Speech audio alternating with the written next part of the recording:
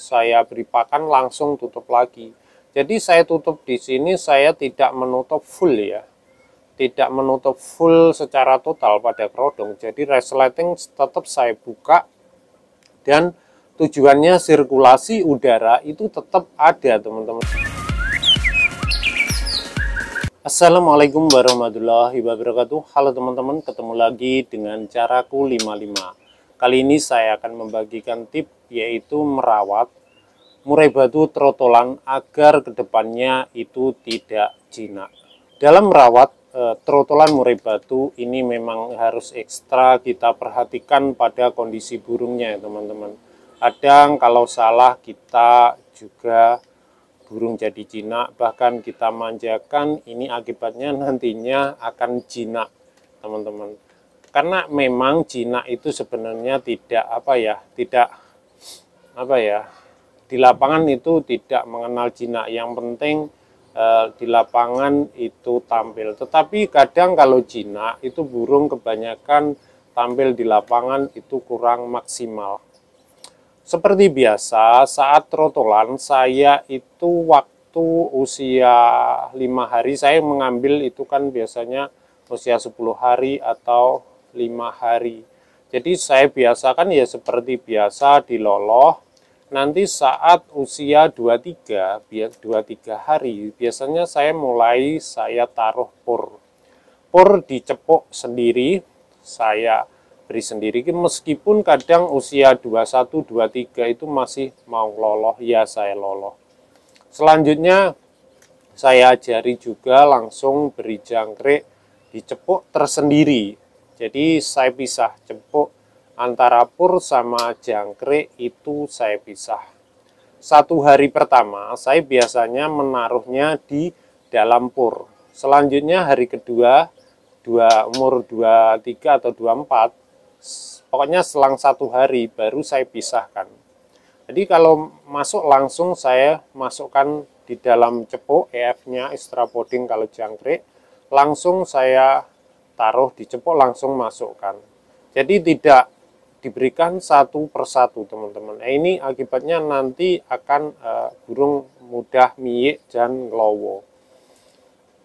Terus hal lain, saya usia segitu saya belum mandikan.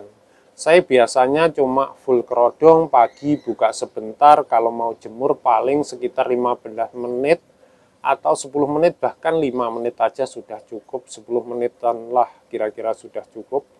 Baru saya masukkan lagi full kerodong di dalam rumah. Dalam rumah tujuan full kerodong di sini adalah untuk mengurangi interaksi ya teman-teman, antara yang memelihara maupun dengan lingkungan sekitar. Jadi seperti tidak mengenal apa-apa, dia tidak melihat. Seperti itu akan mudah giras pada burung. Pokoknya burung jangan dimanjakan teman-teman. Jadi kalau EF extra podding saya memberi biasanya 7 pagi, 7 siang, 7 sore. 4 tetap saya beri. Jadi kalau saya memberi lebih, kadang saya memberi lebih, pernah juga memberi lebih, tapi di burung itu justru 4-nya tidak dimakan teman-teman. Kalaupun teman-teman mau memberi 7 atau 8 atau 9 bahkan 10 pagi, sore atau dan siang, itu jika makan fur tidak masalah. Tetapi yang saya alami itu kebanyakan tidak makan fur teman-teman. Jadi usahakan fur itu tetap dimakan. Kalau saya seperti itu. Jadi rawatan saya simpel sebenarnya ya seperti itu. Terus hariannya ya di kerodong. Kalau mengeluarkan paling saya pagi aja, sore cuma saya beri pakan langsung tutup lagi. Jadi saya tutup di sini, saya tidak menutup full ya. Tidak menutup full secara total pada kerodong. Jadi resleting tetap saya buka, dan tujuannya sirkulasi udara itu tetap ada teman-teman, sehingga burung ini di sini nih tidak mudah kena senot maupun matanya bengkak dan sebagainya. Kalau saya tetap seperti itu, dan kotoran saya bersihkan paling 2 hari sekali. Kalau pas kebetulan mau ya setiap hari jauh lebih bagus. Dan vitamin saya tetap memberinya. Vitamin saya memberinya Vitacik seperti itu, B kompleks tetap saya beri. maupun minyak ikan jarang-jarang, paling 2 minggu sekali atau 1 minggu sekali, sedikit banget. Di sini usia pada burung ini di sebelah saya ini sekitar 1 bulan lebih dikit, tetapi burung ini sudah kelihatan tidak jinak. Kalau saya beri pakan langsung cepuk ya nggak jinak. Memang burung ini ya agak apa ya, faktornya sudah muncul sebenarnya pada burung ini. Jadi memang keturunan ya sangat pengaruh juga ya teman-teman. Jadi teman-teman seperti itu, kalau mandi saya usahakan jangan dulu lah. Kalau mau mandi sesekali enggak apa-apa, seminggu 1 kali, pagi atau siang enggak apa-apa. Usahakan jangan mandi malam dan sebagainya. Untuk usia segini saya biasanya tidak akan mengumbar seperti dulu-dulu saya pernah merawat anakan yang masih kecil. Itu saya tidak mengumbar. Jadi biasanya usia 2 bulan baru sesekali saya umbar. Utamanya sebenarnya kalau kita penjemuran terlalu terlalu sering dan terlalu jemurnya durasi lama, ini nanti akan sulit saat mutasi teman-teman. Jadi saya fokus pada burung ini yaitu untuk pemberian vitamin dan gizi, tetapi saya tidak terlalu memberikan berlebih. Kalau kroto saya memberikan paling seminggu 2 kali, kadang 3 kali, sekitar 1 sendok teh. Jadi sedikit banget. Tujuan di sini saya memberikan sebagai tambahan gizi, tetapi tidak berlebih. Nanti kalau saya beri kroto berlebih, otomatis spornya juga nggak dimakan teman-teman. Jadi kesehariannya seperti ini. Kalau jangkrik itu ya saya bersihkan kaki-kaki, kepala kaki-kakinya, kepala saya biarkan kadang seperti itu.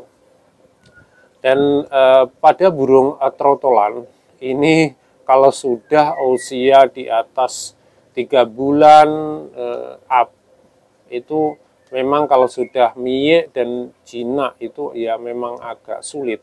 Satu-satunya jalan yaitu dengan umbaran, tetap taruh dalam kandang umbaran. Jadi sebelum terlambat, misalkan usia 3 bulan atau sebelum mutasi, kalau burung nglowo segera atasi, atau dalam arti di sini nglowo miyek ya, bukan nglowo mentalnya bukan. Jadi teman-teman segera atasi melalui umbaran dan sebagainya. Jadi isolasi itu sangat penting untuk burung trotolan seperti itu teman-teman. Dan untuk masteran itu masteri yang suara yang kira-kira halus lah.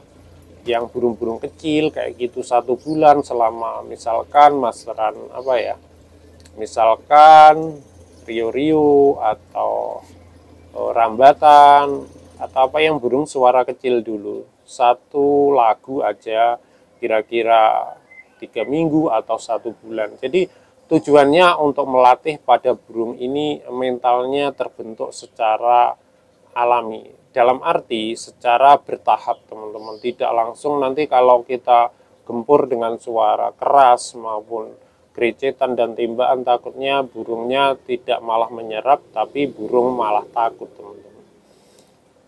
Jadi seputar rawatan pada trotol saya seperti itu teman-teman yang dulu-dulu, dan ini hasil tangkaran saya sendiri meskipun masih belajar untuk tangkaran.